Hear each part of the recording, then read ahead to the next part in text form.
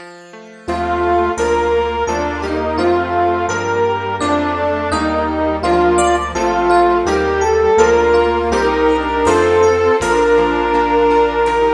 berdoa. Kembali kami mengucap syukur atas penyertaan Tuhan pada pagi hari ini, di mana Tuhan selalu memberikan napas kehidupan. Untuk itu Tuhan, sebelum kami memulai aktivitas kami pada pagi hari ini, kami akan mendengarkan sapaan firman Tuhan. Berkati hati dan pikiran kami. Dalam nama Tuhan Yesus Kristus kami berdoa dan mengucap syukur. Amin. Shalom. Selamat pagi saudaraku yang dikasihi Tuhan Yesus Kristus. Sebelum kita memulai aktivitas kita hari ini, marilah kita mendengarkan sapaan firman Tuhan pada hari ini, Rabu 13 November 2024, yang tertulis dalam kitab Kejadian 45 ayat yang ke-24. Begini firman Tuhan. Kemudian ia melepaskan saudara-saudaranya serta berkata kepada mereka, janganlah berbantah-bantah di jalan.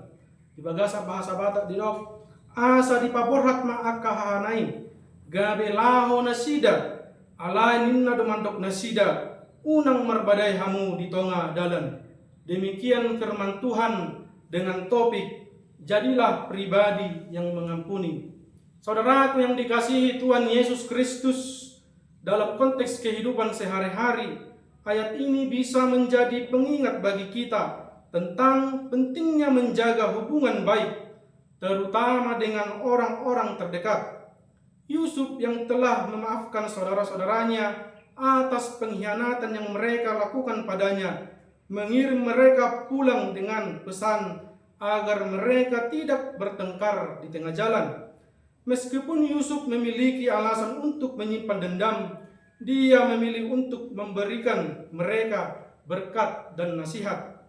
Ini adalah contoh bagaimana kita juga seharusnya menyikapi berbagai perbedaan dan konflik dalam hubungan kita sehari-hari. Ada kalanya dalam kehidupan kita menemui situasi yang membuat kita mudah merasa kecewa, marah, atau bahkan terluka oleh orang lain. Sering sekali ini terjadi dengan orang-orang terdekat kita, keluarga, teman, atau kolega. Dalam keadaan seperti ini, mudah sekali untuk mempertahankan rasa dendam atau menyimpan ganjalan yang akhirnya bisa merusak hubungan kita. Namun, melalui nasihat Yusuf, kita diingatkan untuk memilih jalan damai. Di sini Yusuf memberi contoh tentang kasih dan pengampunan. Dia mengingatkan saudara-saudaranya untuk tidak bertengkar, karena hal itu hanya akan memperpanjang penderitaan dan memperburuk hubungan mereka. Demikian juga dalam kehidupan kita. Saat kita belajar untuk mengampuni dan mengesampingkan perselisihan, kita bisa mencapai perdamaian yang lebih dalam, baik dengan diri sendiri maupun dengan orang lain. Makna yang lebih dalam dari ayat ini adalah ajakan untuk mendamaikan diri dengan masa lalu. Banyak dari kita mungkin masih membawa beban di jalan dalam bentuk dendam atau luka yang tak kunjung sembuh.